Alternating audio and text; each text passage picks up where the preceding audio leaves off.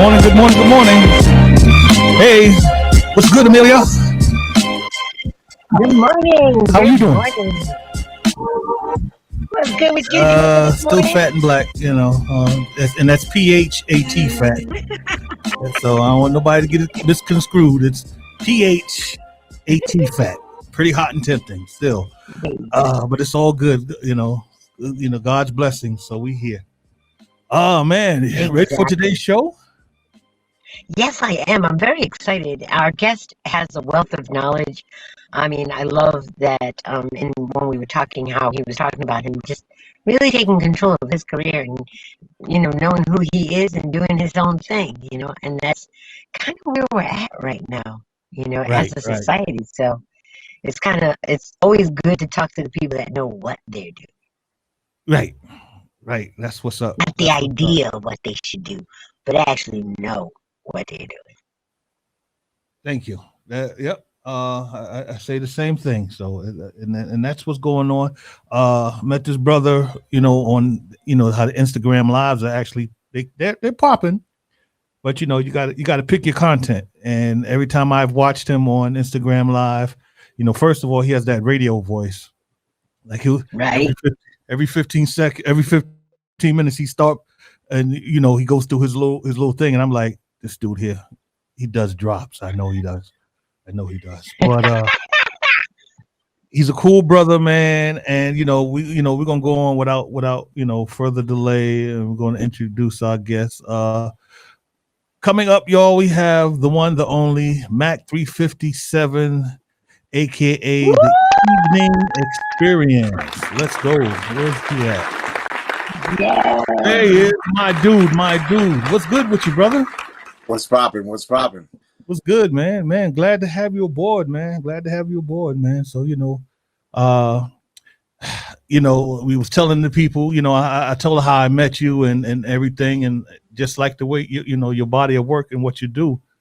And I was like, you know what? Let's interview an interviewer. How's that? How's that? How we do that? How do you interview an interviewer? So it's a process for me. So just to introduce myself, so the way that people normally hear me. So once again, it's board Mach357. This is the Evening Experience Radio Show. It's 7 to 9 on Thursday. Goes down right here in the boudoir until COVID is over. We here, we live, we lit, and I appreciate the opportunity to be right here today to interview with these incredible people. How do you interview an interviewer? You ask them questions. Right. You right about that. And just from that line alone that he just did is what made me like, okay, this dude is interesting. So and I stuck around. I from the other Thundercats that listened to him, that's how I fell in. And I was like, yo, I said, all right, this dude, I like what he does. So that's when we just said, yo, let's do this. And I reached out to him. Go ahead. I'm sorry, D-Mecca. I do have a question for you. Technology has changed so much. Even when you look at internet radio and the whole business infrastructure of podcasting, with somebody as seasoned as yourself that actually was in the radios, stations and studios doing radio versus now doing it from your home, what are the pluses and the minuses of it all, in your opinion? The plus is I'm not paying the rent.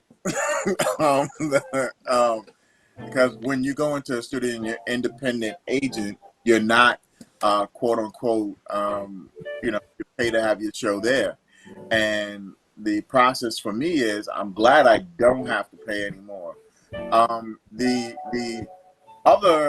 downfall, if you want to say, or the thing that you lack is, when you have that board control or whatever the case is, because like right now I don't have a roadcaster set up or anything of that nature.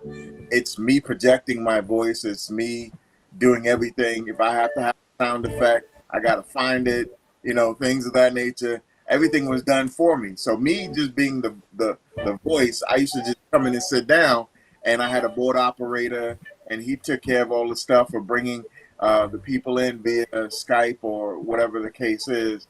And we would then interview them, and it would go directly to my YouTube channel, and facilitate to be done. You know, of course, and he also had it on his website and different other places that you can find. And now it's relying on you. However, now with that newfound control, right, for lack of better words, do you find that you can make more executive decisions as to the scope of the show or the feel of the show?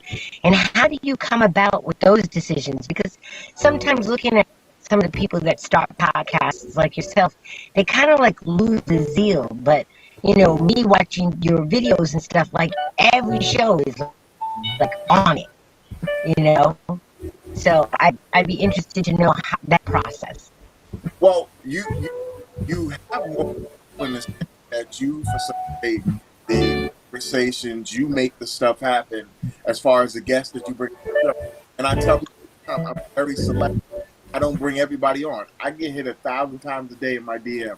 Mac, and I'm like this. No. Because I don't want the show to have a certain look. I don't want it to have a certain feel. I don't allow my guests to curse on the show. My choices matter according to what I'm doing. So do I pay homage to our pioneers and people who have been in the industry? Like I've had Busy B on the show. You know, he's one of the pioneers out there in hip hop. So when you have people like that, of course, you got to pay homage because this guy has a diamond plus, if you want to say, record on his wall working with Kid Rock. You know, so you got to pay homage. I've had Lisa on the show. I've had a whole bunch of people, but I'm very exclusive with whom I bring on. So I control all of that because of the fact that this is a sole proprietorship. I own the Evening Experience radio show, but it's LLC. I own that. So for me, it works out to where I have creative control of everything.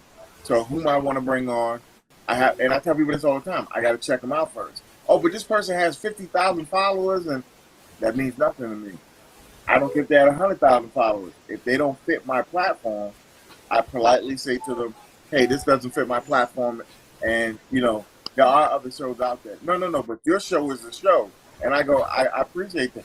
But, and I get really realistic, and I go, yeah, it's the stuff you're talking about, that's not going to be here. Thank you. I appreciate you, though. I respect that so much, Experience, because that's something that, thank you. Too loud? A little bit, but it's okay. He deserved that. He totally deserved that. But, you know, Mecca and I talk about that all the time, that at a certain point, as being a creative, you have maybe not only to society, but you have a responsibility to you. You know what I mean? That whatever you're putting forth is a reflection of you. And, you know, there's so much that's not being said. I think that that's what I appreciated most about the videos that I watched with you, is that you were filling a niche, like with the Lisa's and everything else, that you would say in the back of your head, hey, I wonder how they're doing, or I wonder what they're doing. And then, boop, you got this, and you're like, oh, this is so cool, you know?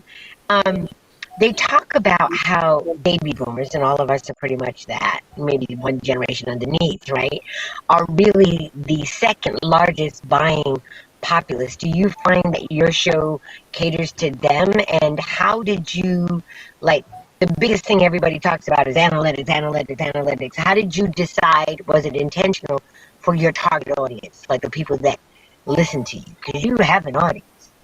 Well, because I go back and look at analytics, and I do so because I want to make sure that I'm meeting the message. So do I have something sometimes for the younger generation? Yes. The middle age, yes. The elderly, yes. So everybody is encompassed in that spectrum.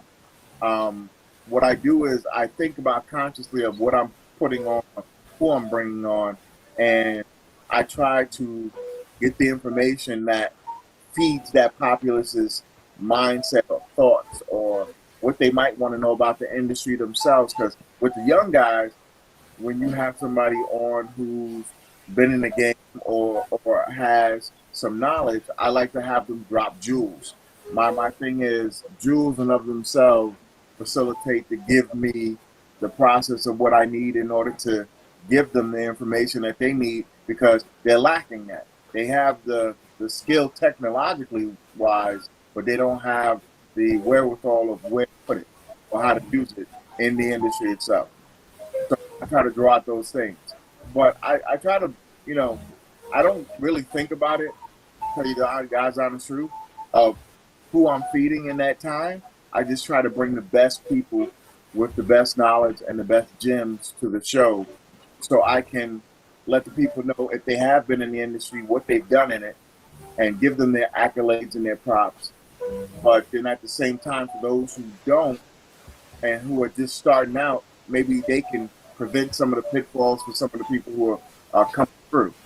When that goes from acting, modeling, you name it, I've had it on. Authors, doctors. And the reason why is because I want to talk about a lot of different things with a lot of different people. And that actual diversity is wonderful.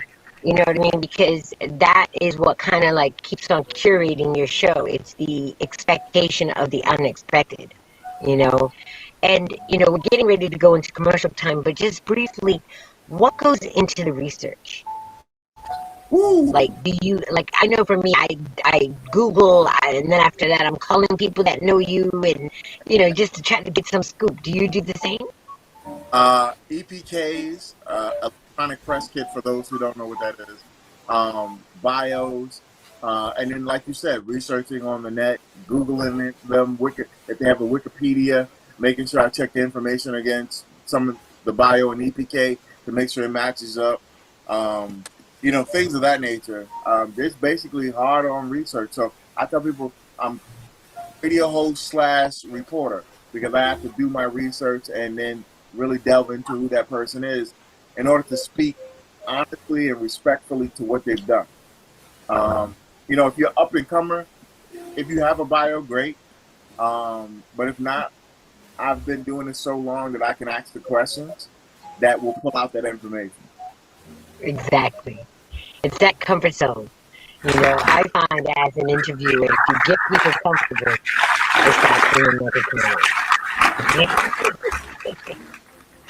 Well, you are watching We Got Straight Convo right here on Twitch, as well soon to be on www.shesthebossradio.com. I'm your host, Amelia's More with D Mecca. We're going to take a quick break and we'll be right back. She's the boss radio network.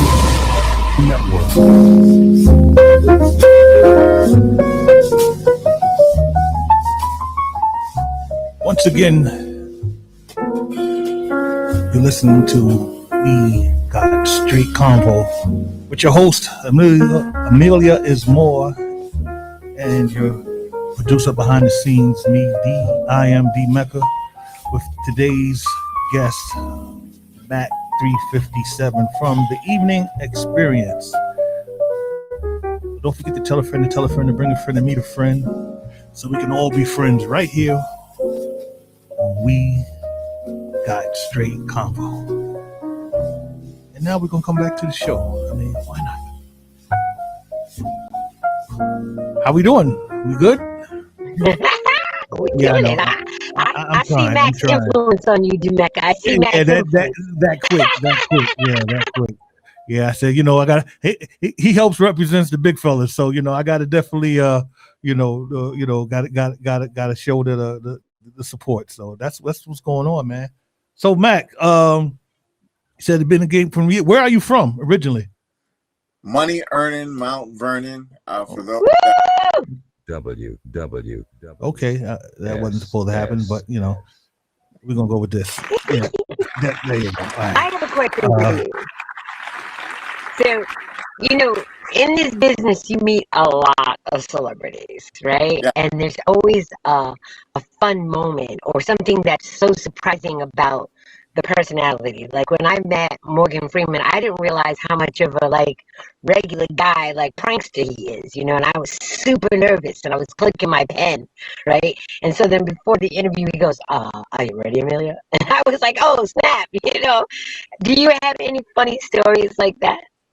The one that nearly made me break down on air, which was funny, was the fact that Lisa from Lisa Nicole Jam, Grammy Award-winning artist, said that she watches my show. And at first, you know, we're talking along, whatever the case is, and she says, I said, thank you for being here. And she goes, well, you know, I watch your show. I was like, what? She's like, yeah, you heard me. I watch your show. I think your show is dope. Like, you really have an incredible platform, and I love the way you talk to people, whatever the case is. And I was like, yeah.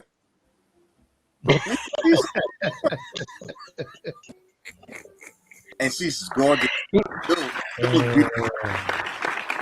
Lisa was everybody's heartthrob. Was she your heartthrob back in those days? Yes. Hello.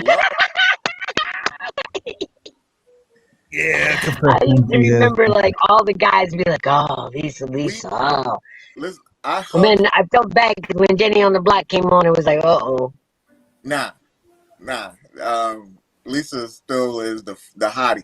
Listen, we hugged each other so much that my cologne transferred to her clothes and her perfume transferred to mine. She's a warm, inviting person, like this beautiful spirit. Just an incredible person, lovely woman, great mom, an incredible person. She is part of Snoop Dogg's army, if you didn't know. Yeah. Snoop Dogg facilitated to put her on his circuit, and he currently travels around the country and has her on different tours and different things for freestyle music, and facilitates to have her in a lot of different things, programming, so forth and so on. Merch is just incredible. Okay, kudos to Snoop. What I loved about her, she never lost who she was. She always stood, always is, always, to me, in my opinion, always will be Lisa. Yes. Yeah, Snoop is doing quite a few things. I'm so proud of him, between the licensing deals that his law firm is getting for him, as well as him understanding the responsibility of him being a legend, and some of the messaging that he's putting out now is just like really phenomenal.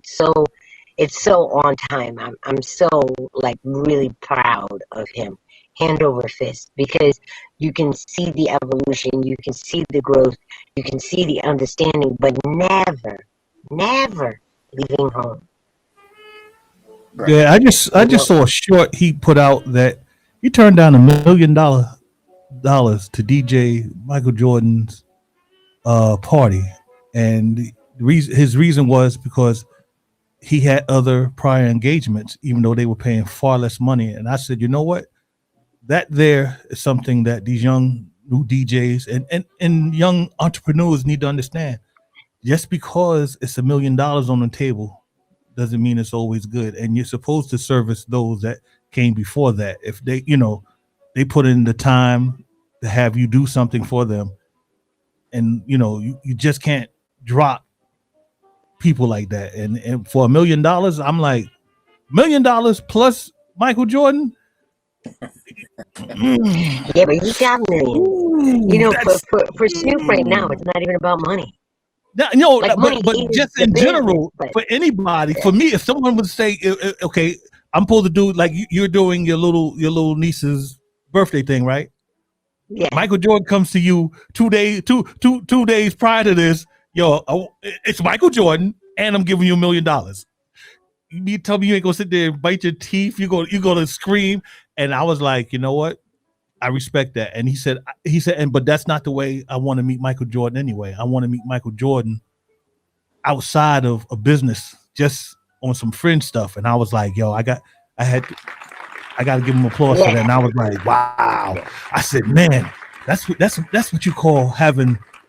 They say patience is a virtue. I'd have been like, do I love my niece like that? Well, you see where I am, so Yeah. I'm following So Snoop's yeah, protocol. You know what I mean?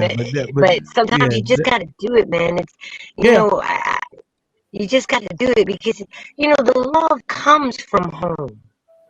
You know what I right, mean? The love comes from where you began, and that's your foundation. You let that go, you're nothing.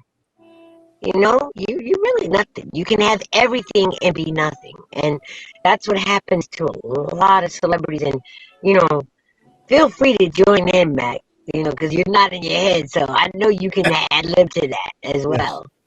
Well, commitment, respect for yourself and what you do makes a difference of whether it's $1 million in Michael Jordan or you have prior commitments. If I have prior commitments, you best believe I'm going to be there. Like a friend of mine who's in this industry as well, shout out to the one and only Bella Network. I was supposed to show up to her birthday party and I didn't, because I wasn't feeling well. But I was supposed to show up to her show. She had her first show on Extreme 104 FM, Bella Live. And she's like, Mac, I'm putting you down as a guest. Please show up. And I was like, I'm going to be there. She's like, Mac, please show up. But I showed up because I made a commitment. I told her, I said, I'm giving you my solemn word. I will be there. And guess what? I was there. And she was like so elated and excited. And she hugged me like 5 times. And she's like, I said, I do exist. Yes, I'm a real person. Because she's only seen me on air. And she's like, you do such an incredible job. And, you do, like, you're phenomenal. Like, you're a legend in your own right. And I'm like, I don't see myself like that. I'm a normal guy. I get up, I put one pants leg on at a time. And it facilitates that because of the people I've interviewed in the industry is why she says that. She's like, you interview some of the most famous people in the world. I said, yeah, I know. And to me, it's just, I'm doing my job. Good people. yeah, But I appreciate the love and the admiration that people have for what I do and how I do it. But if you have your word in this industry, it means a lot. Now, this industry doesn't hold its word sometimes, but mm, but you learn to deal with the fact that it is what it is. As long as your word is solid, everything right. else is what it is. And what is Al Pacino's favorite line? I have 2 things in this world: my balls and my word, and I don't trade them for nothing. So, so that's basically there what was that means. when I Right. He said, I don't turn them for no one or nothing. Facts. exactly. Yeah. When I first came into the business, like I knew no one, absolutely no one. I was the supportive wife trying to help my producer husband get music placed, right? And I landed in the black music division of Atlantic Records. Oh, And there wow. was a gentleman, OG, CB Bullet, right? OG, the Okay. radio promotion, everything. Just he sat me down and he said, young lady, there's only 2 things you don't sacrifice for nothing. That's your reputation and your opinion. He said this business is built on those 2 things. He says, because when you're not in the room, your reputation reps you. And if you vouch for something that is whack, you'll be the first one that they say you said it was good. He said, so don't do that. And I held on to that. I really, and still to this day, I hold on to that. That to me is how important it is. And, now 30 years later in the business, and, a lot of the kids that I helped become, get in the business and now these big wigs, and they're like, yo, and like the door opens unexpectedly. And so that's my question to you. I know over the years, you probably interviewed or helped somebody get more recognition because you interviewed them. When they come back, what's that conversation like? Like when you see them later on in their career, what's that conversation like? Somebody recently said to me, Mac, you were my first interview. You gave me my start and people didn't know who I was. When I got on your show, people started to, talk to me, and some doors opened up, and I'm like, I don't think about that end of it, only because of the fact that, like I said, I just like giving opportunities and a process of helping people where I can, if I can. Like I said, depending on what it is, for me, it's about respecting what I do.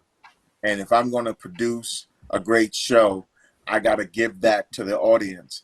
So having someone that I know can give a great segment and highlight what they do is what I love doing. So it felt good in the sense that somebody told me that, but I was like, I appreciate it. I'm humbled, but I've never thought about it in that sense, because my thing is, too many times people get in their own heads and get out of their own way. They don't know how to stay away from the craziness and the fray of all of the stuff that goes on in the industry. And sometimes they get swept up in it. And I don't believe in that. Oh, I think oh dear. I lost you guys. Nope, we still hear you. Well, I still hear you. Yeah. Yeah. These phones, technology. Your picture froze, but you're still here. Yeah, that when you had a phone call, the phone does that. The phone will freeze your, or there put you you in go. a circle. Yeah. There we go. But I got it. But with for that said, Mac, like I can vouch for her, because like she's the same way. I'm talking about Amelia. Because when my goodness, why is somebody calling? I had to take her to Baltimore to meet my sister, who owns the radio station, her and her partner. And this was their opportunity to, I guess, I don't want to say make an impression, to get their deal for their show. But in the middle of all the because my sister does once a month, she does a meet and greet, like an industry type thing where people just come and provide if they have a business, they get a chance to get like free publicity on the radio stations, all that. And in the middle of all that, I'm sitting here, I'm turning around, I'm looking like, okay, I see a partner. Shout out to Jack, to Miss Lynn, Brooke Lynn, in the bill, and like, yeah, where's Emil? Oh, Amelia is doing a live. She's doing another like this in the middle of the thing, and I'm sitting there like, boy, if that ain't dedication, I'd listen. She outside, like she's like outside in the car now. She was outside of the bar, down the street, and I'm sitting there like, why did I go down the street? But and she was doing another live, and I was like, that's dedication. But the thing for me was, Matt, I've been doing this so long, like I've been doing internet radio about 11, 12 years. I've been doing interviews for the last 4 years. But I've come across so many people, or so many half people. Oh, yo, I want to be down. I want to do this, do that. They'll come in, they'll do like 1 or 2 shows. Then you don't see or hear from them again. They ghost you. And it's like, so I was very leery of it. Yes, he was. But he was, like I said, like she said, yeah, okay, I'm good. Funny thing is, she lives right up the street from me. So she's like, I'll be there at like quarter to 10, right, for the show. 9:30, the bell ring. I'm like, oh, it must be the delivery dude. Good thing I was fully dressed, because normally I open the door for the delivery dude. You be in your drawers and t-shirt, and it was her, all bundled up, but she was ready to go. And I was like, you said 9:45, and you only live up the street. But I like being prompt. I'm like, they say if you're 5 minutes early, you're late. I'm like, okay, all right. Since we're gonna throw that old man BS on a person, I'll let you know. But like I said, she's basically the only one I've actually had to stick around and was true to her word about being in this business. And like you had said earlier, I know a lot of people in the industry, just like anybody, but I don't put them on no pedestal. Like you said, just like me, they put on one pants leg at a time. The difference between me and him is his tax bracket is bigger than mine. Right. So, and this goes out as gems to those that are listening that want to be in this industry. heed the words to what we say. Yes, we may not be that so-called household name that you hear outside of this, but we know enough to get you to where you need to be. We've been there, done that, and we got the T-shirt to prove it. So that's basically my my little rant, and I'm gonna give myself a little kudos. Why not? But we've got to go to a commercial break. You're watching We Got Straight Convo right here on Twitch.tv as well as www.she'sthebossradio.com. We'll be right back.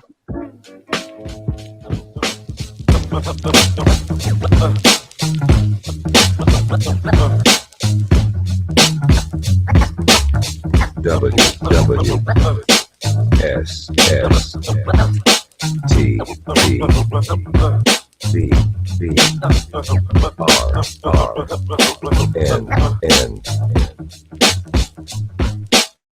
Once again, yours truly, D Mecca. She's the Boss Radio. We got straight convo every second and fourth Friday of the month with yours truly, Miss Amelia is more. And, the big fella, I am D Mecca. Spread the word. 2 cups in a string, smoke signal, snail mail, Pony Express. Get the word out. And don't forget to catch our shows on Sunday, Sipping Something Sexy, with your host, Miss Amelia is more, and Miss Brooklyn. So, till then, back to our regularly scheduled program. All right. Hey, how we doing, y'all? How we doing? Can you hear me? We're doing great. Okay. So Mac, we were talking about humility and, how important it is, do you find, because sometimes, I joke and I say I'm the gun with the silencer on it, right? But I hit my mark, but nobody knows because the silencer's on it, right? And maybe that's not a good analogy right now in these times, but do you find that sometimes people misconstrue you, like misunderstand you, or don't necessarily know who you are because you don't go around tooting your horn? And if so, when you're in those situations, how do you inform them without losing the integrity of who you are? I just basically explain to somebody, do your research. A friend of mine told me that a long time ago, like, whenever you're dealing with someone, make sure you do your research. If somebody's inviting me, for instance, you live in New York, right? If you go check, I've been interviewed on Power 105.1. Now, not too many people can say, hey, I've been interviewed on Power 105.1. And if you don't know that, then what research did you really do? Like, if you really check, then you would see all of the things that I've done. The reason why I don't toot my horn is because it's there. And then when other people are going, yo, that's Mach357. Yo, you don't know, that's Mach3. Like, I went to somebody's live on Instagram and I just typed in happy birthday, God bless. Dude was like, yo, that's Mac. Yo, Mac said happy birthday to you from the evening experience. Yo, you don't know how big that is, bruh. Yo, you better. And I was like, I'm just saying happy birthday. For me, it's just normal, but I understand it because, I recently had on Lenny Green from WBLS, The Quiet Storm. Yes, Lenny. And everybody loves Lenny.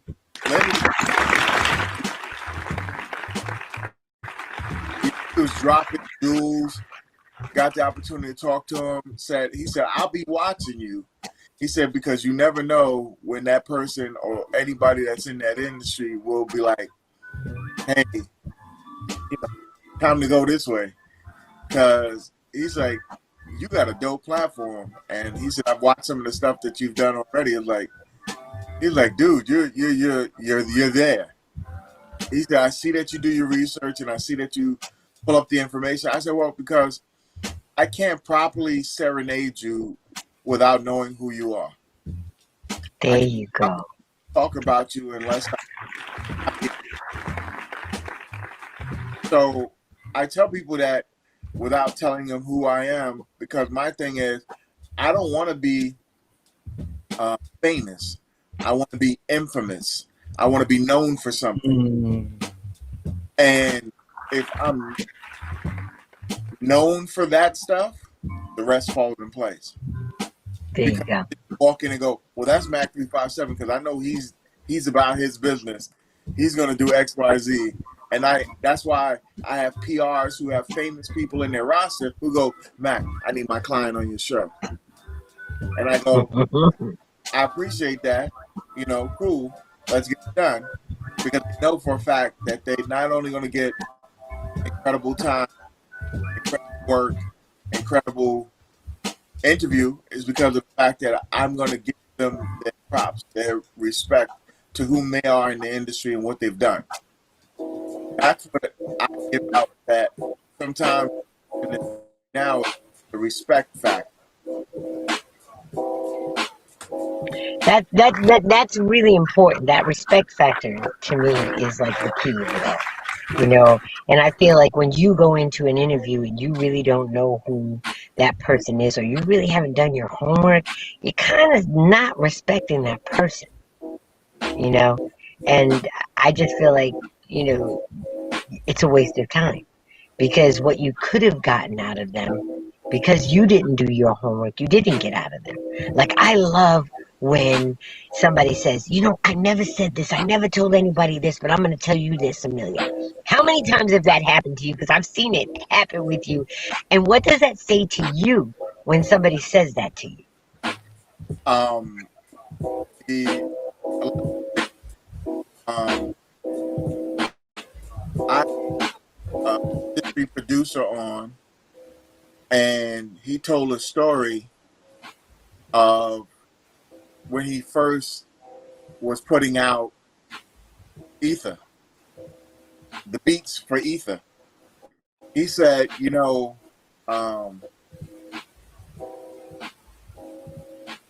when I put out the actual beats, he said I sent them to Rockefeller first. And he said it took them a while. They got back to me. It was like, nah, we ain't using these. He said, I sent them over to Nas's camp, and I was sending them to everybody, and I didn't hear back from them for about 6 months. And all of a sudden, the album was done, and then they told me that they were going to use the beats. That was an exclusive that was told on my show. Nice.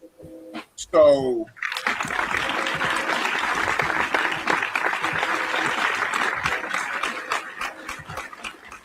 I love when they drop something that they have never told anybody. Yeah. And it's organic. I didn't pry. And I'm not a person that pries. I'm not a person, I tell people, your personal life with me is safe, because Right. I don't, what you've done, that has nothing to do with me talking about what you've done in the field.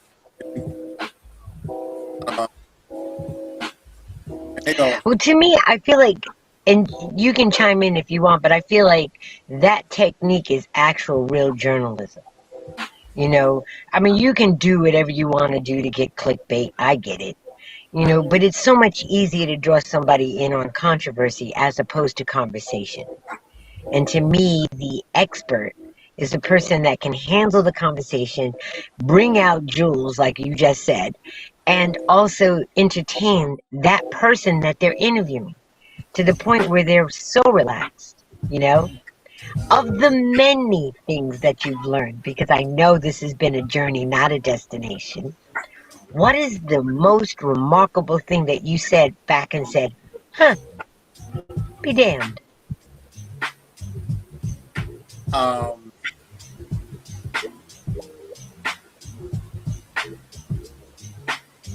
I'll say it's everything, because if in order for me to pinpoint one thing, I would have to tell you that it's that one thing that drives me. It's everything. And when I say that, when it comes to respect to the fact that people have incredible stories, incredible things in which they've spoken about. And just to let you know, that was Ron Browse who actually Yeah, I did. know. Eat the boys. Yo, Yes, sir. can you hear me? Yo, why you let me keep saying Mac 357 It's and Mach it's Mach 357. 357? Oh, but on the page it says Mach, No, no, it's M-A-C-K-H. MACH, M- but it's Mac. So how that came about was it facilitated to when I first tried to get on Instagram, somebody already had MAC 357. Okay. All Otherwise, it right, would have been cool. Mac 357. But I still say Oh, tell okay. people Mac 357. Got you. So tell us how, how you got into the business, man.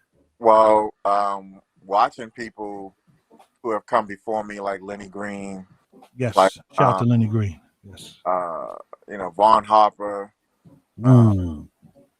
you're talking about people like DJ Red Alert, Yeah. uh, Funk Flex, DJ Self, a lot of different people that I've watched in the industry over the years. I was like, I have a voice and I know how to project. So I started that persona on a show called Thicker and Thicker.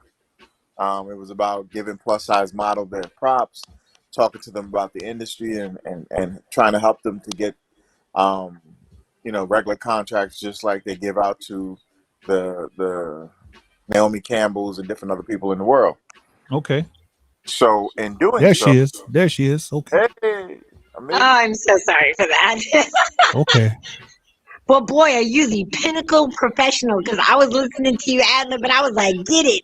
Because that was all impromptu. I was like, yeah, bro.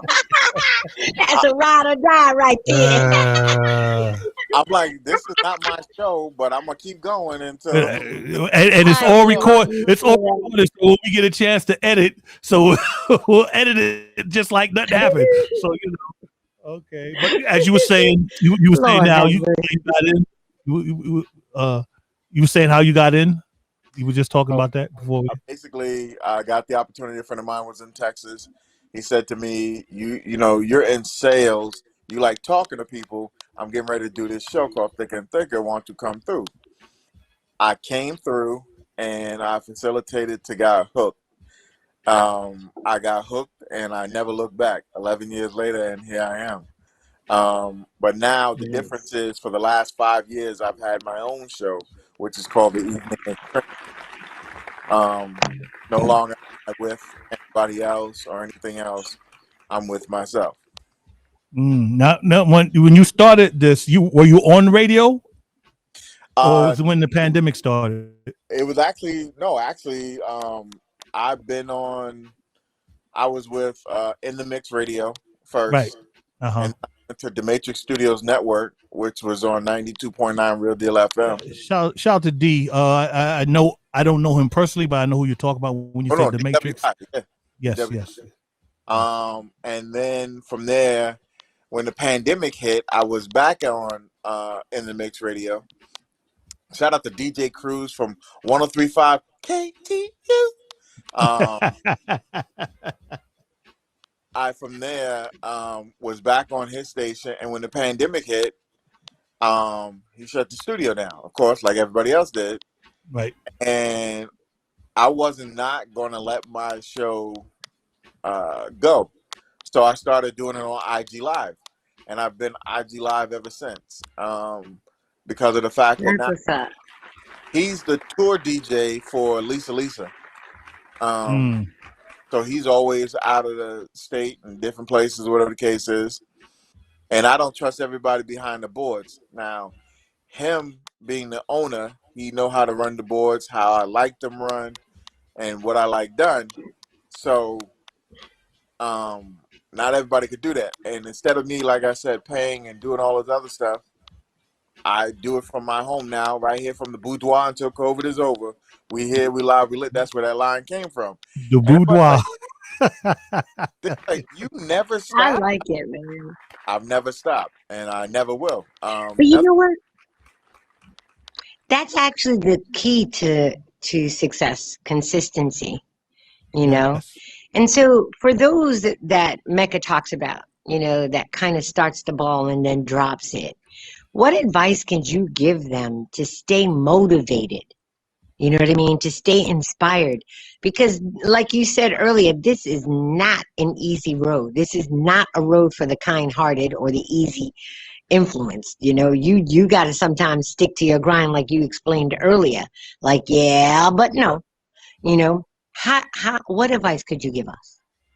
Well, I tell people like this. I'm gonna give you two scenarios. One is my personal, and the other one is just um, respect for what I do. The first one is Right. I have a regular 9 to 5 that I have 40 hours a week. I grind like nobody's business at my job, as well as I facilitate to do this. And I put in the same amount of time and work, effort, and everything else in what I do here. So I don't give one more prop than the other. I don't respect one more than the other. I respect them equally. And at times, my job will be like, well, can we have you work on this? Nope, that's my preferred day off. And I want it that way because I have a show that's on Thursday and I have an LLC and it's a business and I have to be there for the people who watch me just as well as you who pay me. And they go, I get that. I understand. But Respect. the fact, but but the other side of that is I never give in, I never give over, and I never give up. There's no Day. process for me not doing what I do. I have to respect what I do. I have to care about what I do. I tell people this show is like a child. You have to feed it, you have to clothe it, you have to talk to it, you got to hug it, you got to kiss it, even when it's acting like a brat. And Yeah. Like today. Yeah. Thanks, Con Ed. When Thanks. it got a mind of its own. Yeah. Reverse shout out to Con Ed. Thanks. Yeah. Okay. the show, Yeah. Not. the show must go on. But oh my goodness, we're gonna end this today, but we're definitely gonna bring you back. Hopefully, you can come down from Mount Vernon and be, part of the studio experience with us and see what the magic. He really does some serious magic over here, and I can't thank you enough. But I'm seeing, like in any card game, you got to know when to hold and when to fold. But between everything, Con Edison, the party, and just the energy, I really want to thank you so much. You are an amazing being. I understand why your show is having all the success. On behalf of Mecca and I, we wish you continued success, and we're here for you. So you need us to plug or whatever we can do in our own little world as we're growing, we're there for you. Because I feel like that's what we need to start doing more of. And so if there's anything that you want to make sure people know what you about got coming the up? experience as well as you, let us know right now. Drop it on us. So once again, it's boy Mach And give 357. it all him. This is the Evening Experience Radio Show. 7 to 9 on Thursday goes down right here in the boudoir. Keep tapping in on IG Live. You'll see a lot of incredible guests, a lot of incredible people coming down the pike. And as I tell people all the time, you'll never know who you're going to see on that screen. So the process is tap in, check in, do what we do best. You can find us on the Evening Experience, all one word, on Instagram, on Facebook. It's the Evening Experience Group. You can find us on Twitter, The Evening Exper. You can find us our YouTube channel, The Evening Experience. Tap in, check in with your boy. And like I said, there's a lot of people that you will go, yo, I didn't know he knew. Well, yeah, I do. And we're going to get it popping every week. And I appreciate this incredible show. And thank you for having me as a guest. And I can't wait to come back. Salute, man. Thank you.